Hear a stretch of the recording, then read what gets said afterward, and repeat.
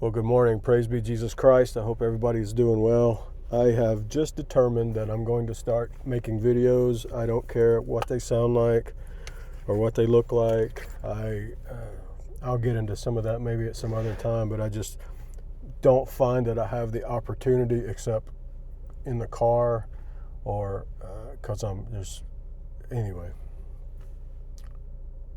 Hope everybody's doing okay. I'm struggling today. I did just get out of Wally World and I bought me a new tea kettle, Ninja.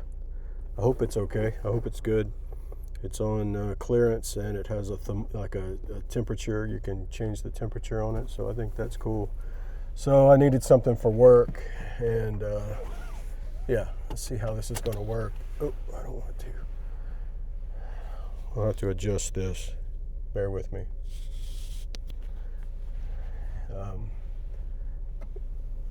Let's see how that's going to go over the top of it. Yeah. I got pulled over by the state troopers a few months back because my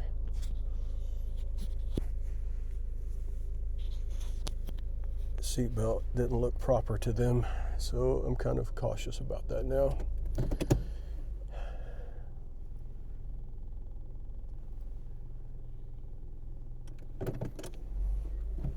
I wanted to, before I pull off, I was actually going to read a section in the prayer book. This morning was particularly, the Psalter was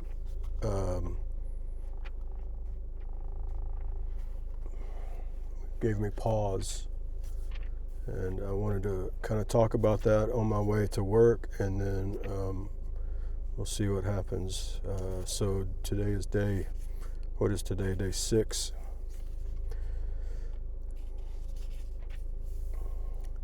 This is out of the 2019 Psalter, Psalm 30 and 31. I won't read them all, but I wanted to read just a portion. I believe a portion, if I can find it. Here it is. For his wrath endures but the twinkling of an eye, his pleasures for a lifetime. Heaviness may endure for a night, but joy comes in the morning. And I kind of keyed in on that word heaviness, feeling heavy. And I've noticed that in my own life. I feel heavy, and not just in a weight situation, but just in a spiritual heaviness, a mental heaviness. It's even more than a fog. It just feels a weighty and oppressive heaviness. Psalm 31 in today's reading as well mentions this, exactly what I'm talking about. Have mercy upon me, O Lord, for I am in trouble. My eye is consumed with heaviness, and also my soul and my body. For my life has grown old with heaviness, and my years with mourning. My strength fails me because of my iniquity, and my bones are consumed. Anyway,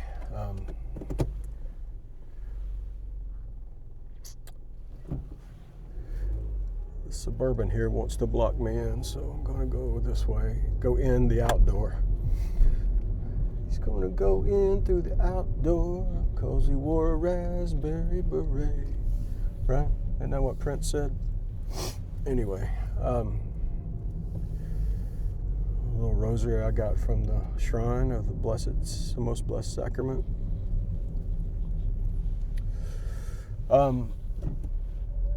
Heaviness, I feel that heaviness, and there's a reason for it. As I've said in other videos, that my wife and I have been trying to find a church since we've moved here into this area, into the mountains, and we've gone to a number of churches. churches from our old tradition.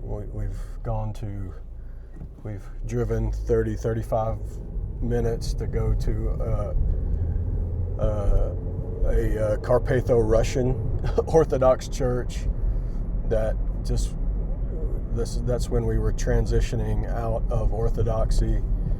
So we went to that church, and between the drive and we went there fairly regularly, but just the drive and the challenges of things we were wrestling with doctrinally, theologically, in general, didn't jive. So we decided, let's try some churches from our old tradition. Just we're not married to anything right now, so to speak, and so let's see what happens. So we went to an old country Baptist church that we went through several times. My wife had friends that attended there and co-workers, so we tried it out for a little while, and it was okay. It was just old school Baptist mountain church, and it was nice folks, nice place, but it's just one of those things we didn't jive with, and or at least I didn't. We went to we drove 45 minutes, some days an hour, depending on traffic, drive 3 counties over to go to church, and it was in the same network and same idea as the church that I was on staff at years ago. And unfortunately, it kind of ticked most of the boxes, but I've got so much religious baggage and abuse and religious trauma, and I just couldn't make it work in my mind, in my head. So I pulled out of that. It's like, it's not where we need to be. And we actually went one time to a independent, fundamentalist, King James only Baptist church just for grins and giggles, just to remember the old days. And that definitely didn't work for us. And that's okay. It was just, we were just kind of experimenting and looking and trying. And as I've mentioned before, I really felt led in before December. I'd been, since October of last year, I'd been using the Book of Common Prayer as daily prayers, and have really grown unbelievably fond of it. And it has been absolutely life-changing for me. And so as a result of that, I wanted to really kind of start diving into Anglicanism. I have a friend. He and his lady are part of a Anglican, Anglo-Catholic tradition out west, and he and I have been discussing it and talking about it, and I was like, yeah, maybe that's what I need to do. But so December rolls, or getting close to December of last year rolls around, and I really wanted to worship in a liturgical way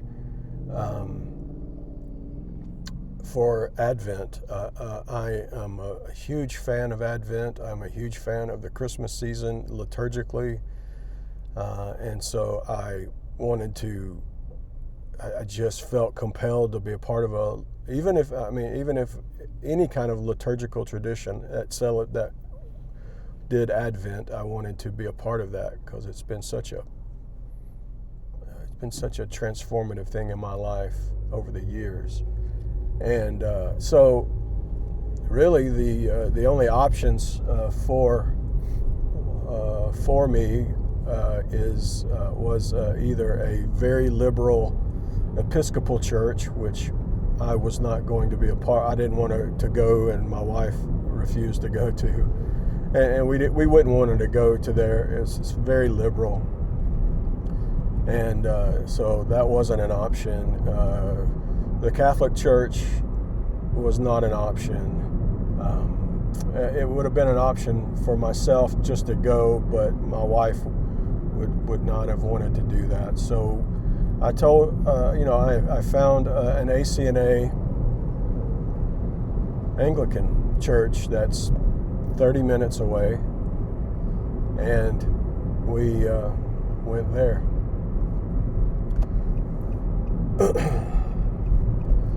So, it was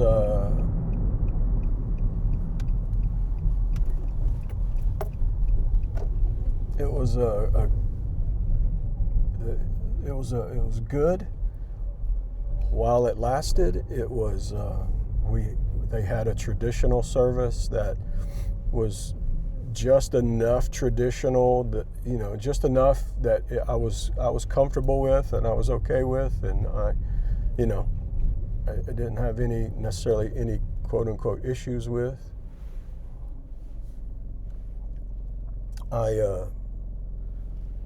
And they also had a contemporary service, which I didn't want to be a part of and had no desire to go to or be a part of. So we didn't. And anytime they combined services, they always seem to default to the contemporary service. So anytime there was a contemporary service, we just didn't go, and that's fine, because that's just not our bag. It's not what we are about. And so we what was I going to say? I don't remember. So anyway, long story long, the church is going through I call it an identity crisis. It may not have been an identity crisis for them, but it was for me. These are great folks, beautiful people, wonderful people, just spirit-filled people, love Jesus, love their church, and prayerful people, concerned about my wife and I and all that, and just really embraced us, and it was great. And there's no ill feelings or any of that toward any of the people or that. It's just the way in which they wanted to combine services. So there was a point to which, a few months in, we had been there since December, and all of a sudden, they're talking about doing this blended service where they blend traditional and contemporary. I'm like, I don't want to do that, but I'll give it a shot. I'll see what's going on. And the first blended service that they did was on Palm Sunday, and just to be frank and honest, I had a panic attack in the middle of the service, just because the loudness of the music and the choice of music, and it was, for me, just the whole service was distracting. And as I've said in a video short, like, the only reason I'm there, the only reason I go to church is to seek Jesus, is to find Jesus in the scriptures, and Jesus in the Eucharist, and Jesus in the liturgy. And if anything distracts from that, it's a problem. And for me, I literally had a panic attack, and I can go into that at some other point. But I was not well, and it affected me physically for several days afterwards, almost a week afterwards. Just because, if you're familiar with panic attacks, it can be violent on the system, and especially a compromised system. Anyway, I had to deal with that, and so I realized then that this blended service was not going to work for me, and but I still gave it another chance, and there was actually another blended service. I think I don't know if it was Easter was a blended service, so it was Palm Sunday and then Easter, however that fell, and so I was able to kind of get my mind around it, saying, all right, this is how it's going to be, and this is what to prepare for. And again, it's probably has something to do with my nervous system, my past trauma, perhaps some adult autism or something like that.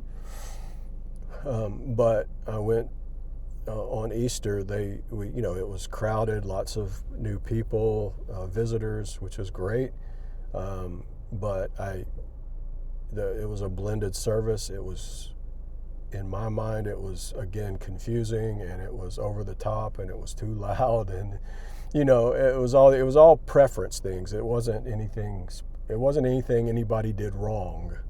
It wasn't any of that. Everybody did what they did was fine. It was just, there's just some things I can't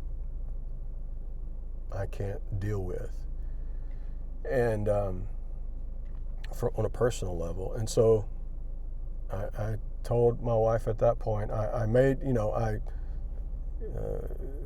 responded to the leadership, and it kind of explained my situation. I didn't explain it in detail, but I said my piece, and then I just told my wife, I'm just like, I hate that, because it was, we really thought we had found a place to call home, after all these 3 years of looking for a church. It's like, man, this is the place, and then all of a sudden this blended thing and all this changes, and I've never, that I recall, ever had a panic attack in the middle of a church service. Well, I take that back.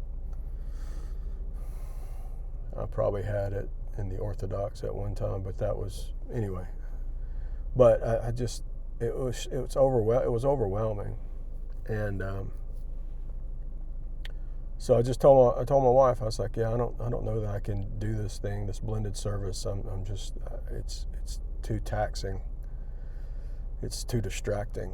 And she agreed. There was some things that she absolutely was on board with everything I said, and everything. She saw everything I saw, and so it was a unified thing. And so we decided to not go back. And it feels bad, because these are great people. These are wonderful people. The messages were great. The people are great, prayerful.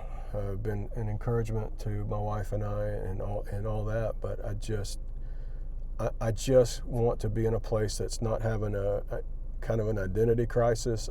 I'm not interested in all of a sudden let's change. I want some stability. That's probably what is a real draw to Orthodoxy and even a traditional Catholicism, more so Orthodoxy, is that it is the way it is, and it's not going to change. But we have been blessed we were doing some digging and looking, and found an Anglican church that's actually 30 minutes in the other direction. We were going 30 minutes east, and now we're going 30 minutes west. So we went to a new Anglican church it's not ACNA, and I want to make a video about that, because there's a lot of concerns I have for the ACNA. I'm not Anglican. I haven't joined the Anglican church. I'm just more of a seeker in the Anglican world right now, and the ACNA is concerning to me. Anyway. But so this church that we're visiting right now is a new church. It's not ACNA. But it is a traditional, conservative Anglican Episcopal church that is very traditional. It's beautiful, and it is aesthetically pleasing, and its music was unbelievably powerful. choir, organ, a piano, flute. You know, they sang the choir sang a kind of, I call it a special. I don't know what you call it in the Anglican world, but it was a Celtic hymn that was so beautiful, piano and flute, and it was absolutely wonderful. And so and the organ and just, it was very traditional, and I was like, I actually got teared up in the middle of it. I was just like, okay, this may be it. This is the idea of what I'm traditionally what I'm looking for, and the stained glass is beautiful. It was just a beautiful experience. So we're going to go back this Sunday and continue our journey. Continue our journey to find a church, and more specifically, continue our journey down the path of into the Anglican communion, and see where that leads us. So anyway, I just wanted to share that, and this is the first car talk video, and maybe we can do more of these if you can actually hear me. So anyway, we will talk again later. It's time to get into work. All right, later.